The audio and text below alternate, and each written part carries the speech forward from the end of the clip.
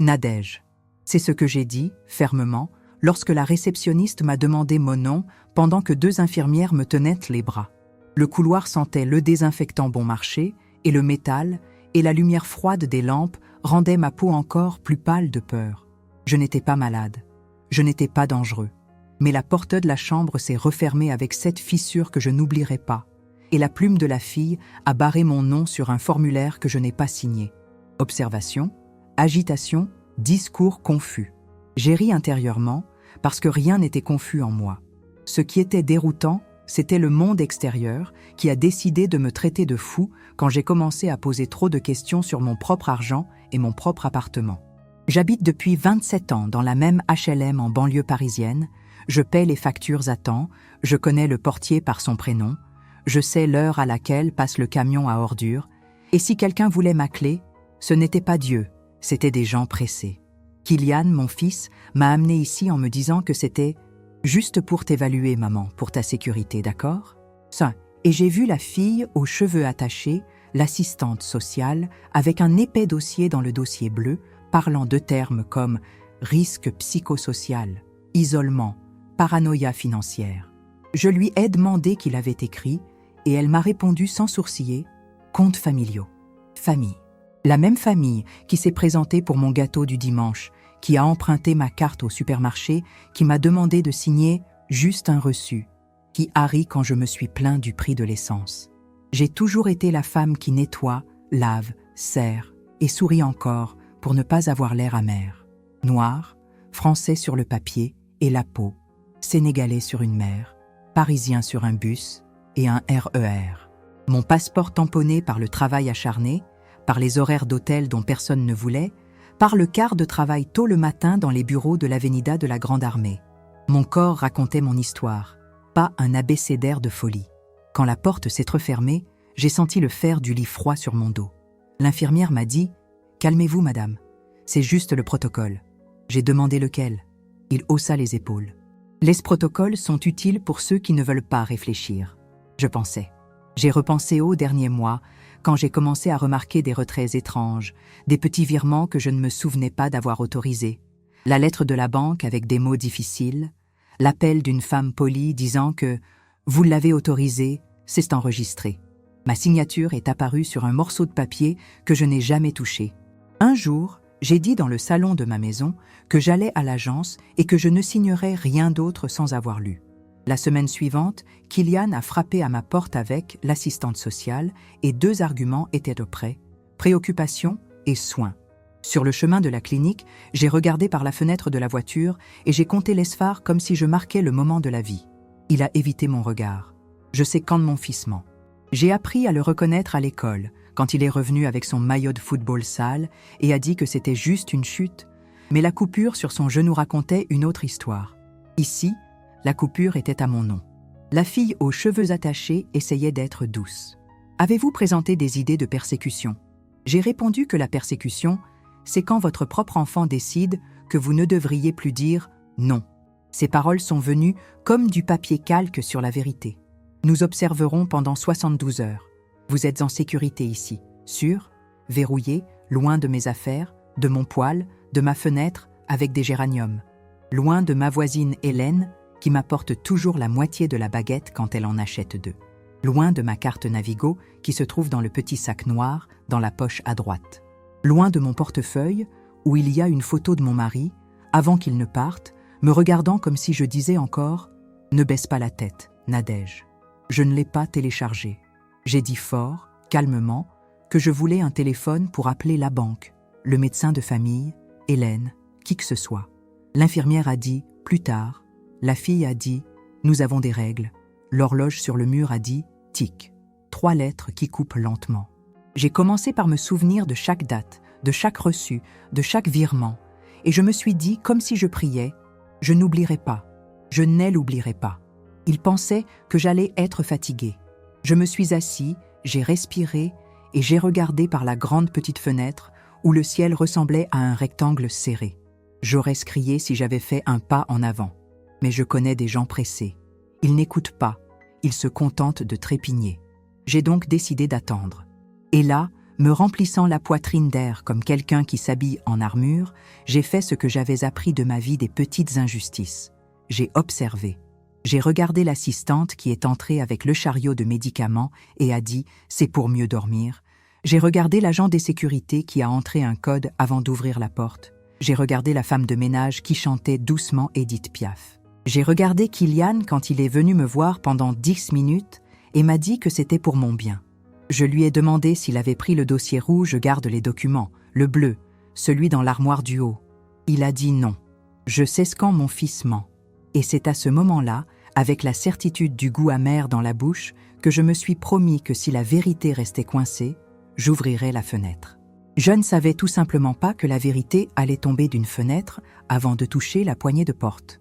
La deuxième nuit, j'ai réalisé que le silence des couloirs était plus fort que tous les cris. Les plafonniers ne se sont jamais complètement éteints. Ils étaient dans un juste milieu agaçant, comme s'ils voulaient se rappeler qu'à l'intérieur, il n'y avait ni nuit ni jour, juste attendre. J'ai essayé de dormir, mais chaque fois que je fermais les yeux, je me souvenais de la fausse signature sur la lettre de la banque. Signature tremblante, loin de mon écriture. J'ai toujours écrit mon nom avec fierté, avec des lettres tordues mais fermes, comme quelqu'un qui tient une houe, pas une plume. Cette signature était douce, doux comme quelqu'un qui signe à la hâte, avec peur ou avec culpabilité. J'étais sûre que quelqu'un l'avait imité. Et pour l'imiter, il faut l'avoir vu. Et pour le voir, il faut y avoir eu accès. Qui l'avait fait? Kylian? Ma belle-sœur Sandrine? Ou quelqu'un qui est entré chez moi avec l'excuse de « je vais t'aider à faire les courses ». Le lendemain matin, l'assistante sociale est revenue. Elle s'est présentée de nouveau, comme si j'avais oublié son nom. « Je suis Laurence », a-t-il dit, de cette voix de quelqu'un qui fait du yoga le samedi et boit du thé à la verveine avant de se coucher. J'ai répondu que son nom ne m'intéressait pas, que je voulais savoir quel document elle avait signé pour me mettre là.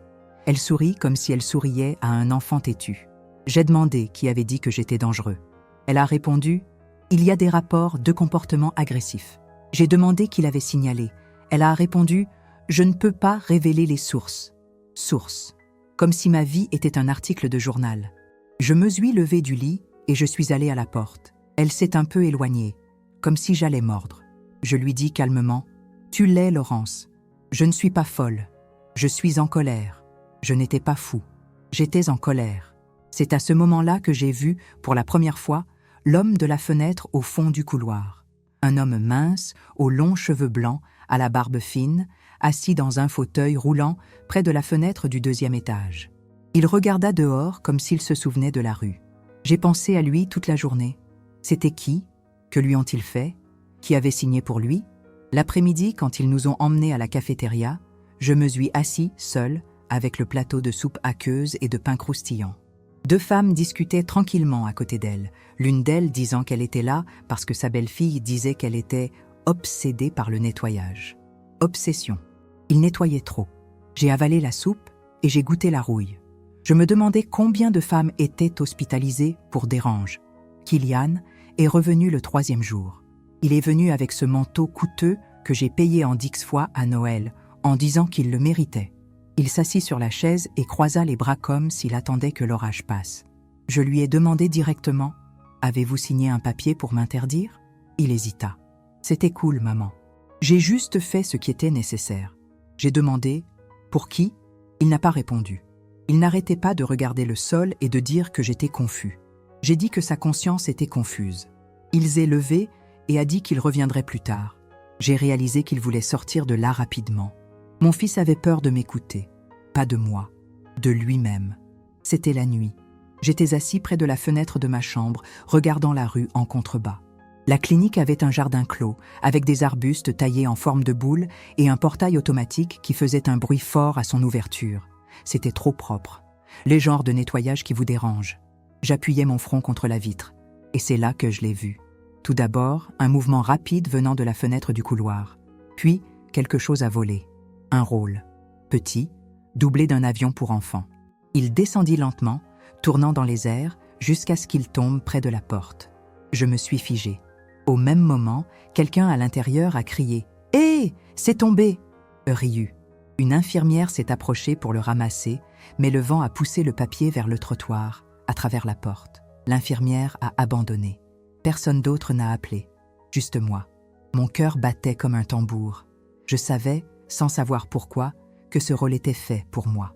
Pas parce qu'il portait mon nom, mais parce que cela s'était passé exactement comme je l'aurais fait. Pas de cris, pas de confrontation, juste un geste rapide quand personne ne regarde.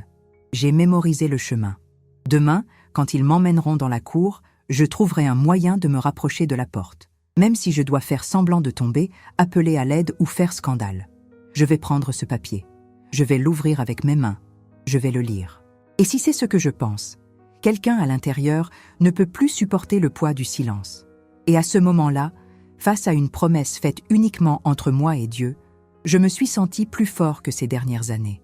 Parce que la vérité est généralement timide. Mais lorsqu'il tombe du ciel, sous forme de papier, il devient une arme. Le matin, je me suis réveillée avant que l'infirmière n'ouvre la porte pour prendre l'attention artérielle et me demander si je voulais du café ou du thé. J'ai répondu « aucun », car ici le café ressemble à de l'eau qui a vu des grains de loin. Je me suis assise sur le lit terne, attendant l'appel sur le patio. Je ne savais pas à quelle heure nous allions aller, mais je savais que cette porte était ma destination. Quand ils ont finalement dit « sortie surveillée », je me suis levée comme si je partais en mission. Dans le couloir, j'ai rencontré l'homme en fauteuil roulant. Il était seul, regardant ses mains, comme s'il préparait quelque chose que personne n'avait vu. Je parlais doucement, d'une voix ferme. « C'est toi qui l'as lancé ?» Il leva lentement les yeux. Il n'a pas répondu, mais il n'en avait pas besoin. Son silence le confirma. Il m'a regardé comme s'il révélait un secret sans un mot. J'ai juste hoché la tête légèrement. C'était notre pacte. Nous sommes descendus avec 4 autres personnes et un assistant. L'herbe du jardin était humide. J'ai senti l'odeur de la terre humide, cette odeur qui me rappelle la liberté. J'ai marché lentement jusqu'à la porte, feignant de m'intéresser aux plantes. L'assistant parlait au téléphone et ne m'a même pas regardé. Quand je me suis approchée, j'ai fait semblant de trébucher. L'impact m'a mis à genoux et il s'est précipité pour m'aider. J'ai dit « Ne vous inquiétez pas, je viens de perdre l'équilibre ». Alors qu'il me tenait par le bras gauche, ma main droite a glissé rapidement entre les barreaux de la porte. Mes doigts touchèrent le papier. C'était humide, mais entier. Je l'ai pris, je l'ai caché dans le revers de ma manche avant qu'il ne s'en aperçoive. Il m'a aidé à me relever et je l'ai remercié d'une voix faible. « Merci ».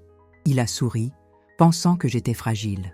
La fragilité est une couverture puissante quand on sait s'en servir. Je suis retournée dans la pièce, le cœur battant. Je me suis enfermée dans la salle de bain. Je me suis assise sur le couvercle des toilettes et j'ai soigneusement déplié le papier.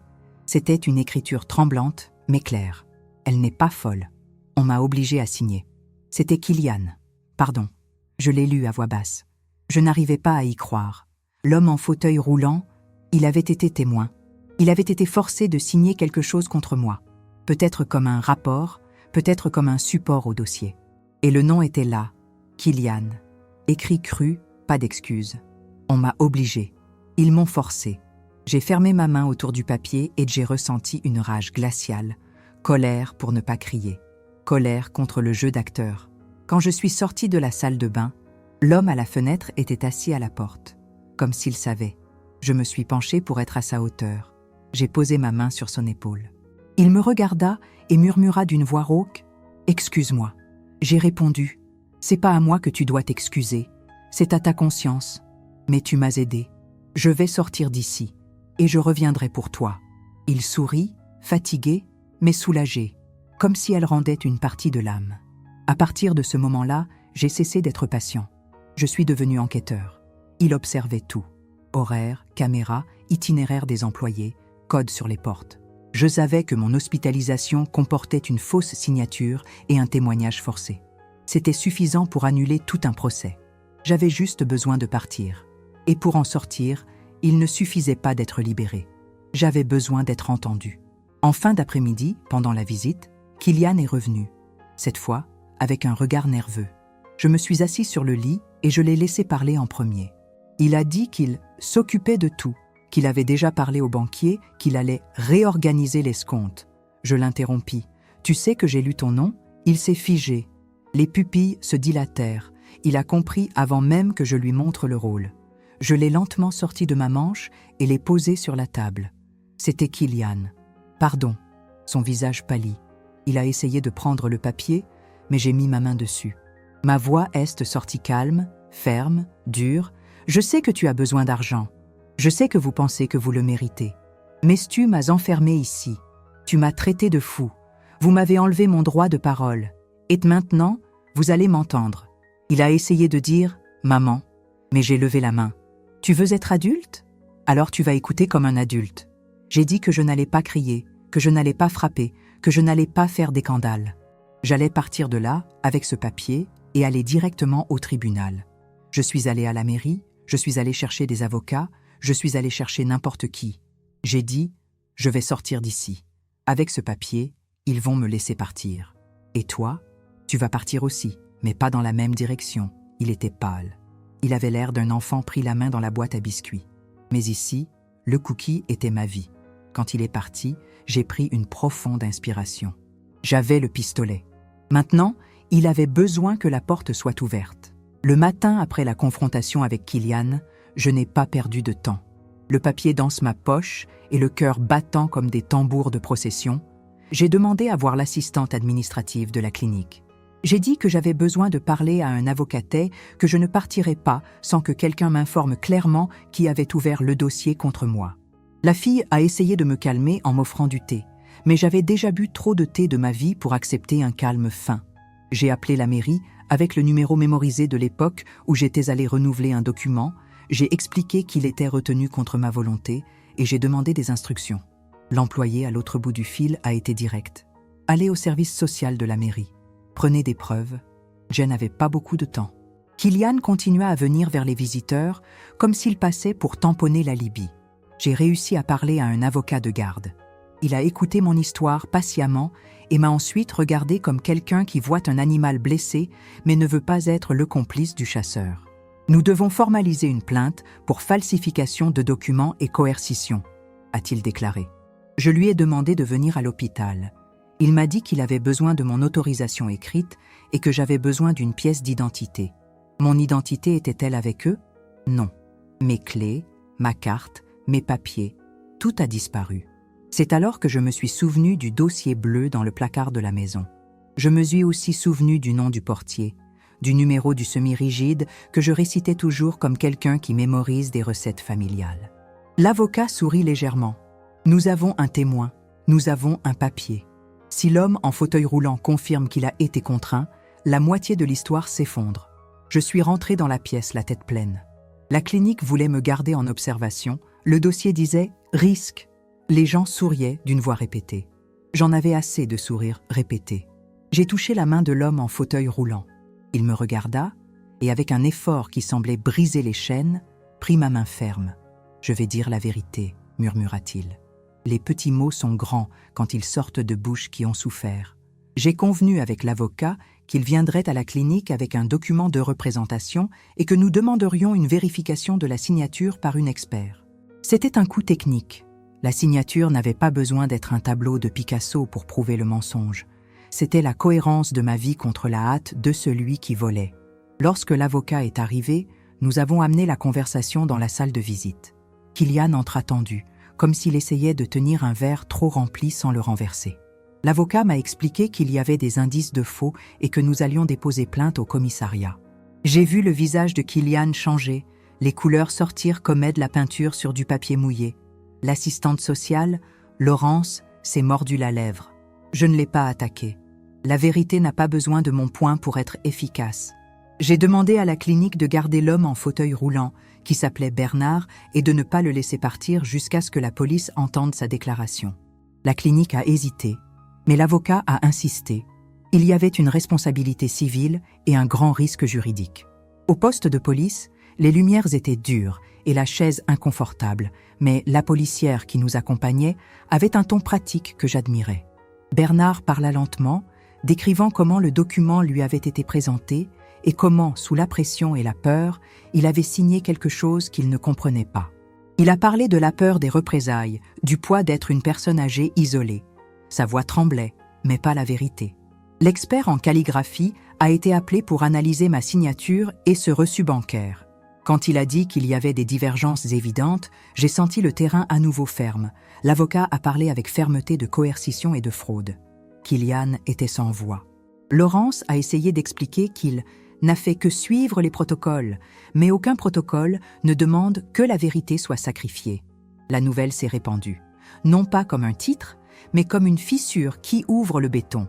Des voisins, la concierge Hélène, de vieux amis, des gens qui me connaissaient et qui ne me croyaient pas malade, venaient me demander et me soutenir. Hélène apparut avec une demi-baguette et les yeux pleins. « Je savais que quelque chose clochait », a-t-elle dit. J'ai pleuré là, dans le couloir de ce commissariat de police, comme si j'allais enlever un poids de mon corps que j'avais porté pendant des années. Ce qui m'a rendu plus fort, ce n'est pas la vengeance, mais la restitution de ma voix. La clinique, sous la pression de preuves techniques et d'une action en justice, a dû reconnaître une erreur de procédure. Je suis partie avec un document signé qui m'autorisait à rentrer chez moi avec la garantie qu'il y aurait une enquête interne. Kylian a essayé de s'approcher, s'est excusé d'une voix brisée, et j'ai entendu les notes de culpabilité. Il a dit qu'il avait désespérément besoin d'argent, qu'il devait aux mauvaises personnes, qu'il croyait aux promesses d'une solution rapide. Mots qui n'effacent pas le serrure ou les tampons. Je lui ai demandé de mettre de l'ordre dans sa vie, loin des façons qui déshumanisent ceux que nous aimons. Quand je suis rentrée dans mon petit appartement à HLM, j'ai eu l'impression d'entrer dans un corps qui m'appartenait à nouveau. J'ai sorti le dossier bleu du placard et j'ai passé chaque document avec mes doigts. Ma signature, celle que j'ai toujours su reconnaître, était sur cette pile de papier comme si elle enregistrait l'histoire. J'ai appelé la banque. Ils ont effectué une vérification, ont reconnu des preuves de fraude dans certains transferts et ont entamé un processus de contestation. Ce n'était pas rapide, ce n'était pas propre, mais ça a commencé. J'ai envoyé un message à Kylian en disant seulement une phrase « Reconstruis avec dignité ou ne reconstruis pas pour moi ». Il répondit par le silence. Parfois, le silence est plus éloquent que les confessions. La vie après cela a gardé des fissures, mais les fissures ont également laissé entrer la lumière. Hélène est arrivée avec du thé, des souvenirs, avec le nom de l'avocat de confiance qui m'a accompagnée dans les semaines qui ont suivi.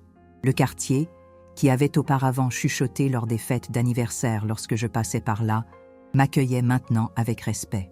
J'ai appris que la peur est plus forte lorsqu'elle est partagée dans le silence. Quand quelqu'un se lève, la peur diminue. Mon énergie était concentrée sur la récupération de documents, la récupération de comptes, l'écoute de l'expert qui, avec délicatesse, m'expliquait comment fonctionne le remboursement bancaire.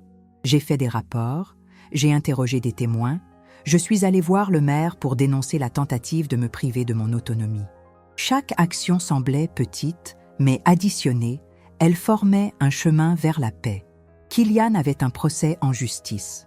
Je ne dis pas que l'homme qui a fait agir mon fils est pleinement connu, il y a des toiles qui sont parfois vieilles et il y a des gens qui y entrent à la hâte ou par peur. Ce que je sais, c'est que je ne veux pas sa ruine. Je veux la restauration de ce qui a été brisé. Il est venu me voir des mois plus tard, les yeux fatigués, et m'a demandé si je pouvais pardonner. Je n'ai pas accordé de pardon rapide. J'ai pris des mesures. Et pour moi, les pas sont des actes de foi. J'ai réappris à faire confiance doucement, à ne pas prêter ma carte sans plus regarder, à dire non fermement. J'ai réappris qu'être vieux ne signifie pas être jetable. J'ai réappris que ma voix compte. Si vous m'avez écouté jusqu'ici, vous connaissez peut-être quelqu'un qui a été réduit au silence pour des raisons que nous ne comprenons pas. Si cela vous est arrivé, écrivez ici dans les commentaires « Justice et voix ». Je veux lire votre histoire et, si je le peux, aider. Si ce récit vous a touché, comme la vidéo, abonnez-vous à la chaîne pour entendre plus d'histoires de personnes qui ont repris la parole et partagez-les avec quelqu'un qui a besoin de savoir qu'il n'est pas seul. Merci de m'écouter et de redonner l'humanité que nous oublions parfois que nous avons.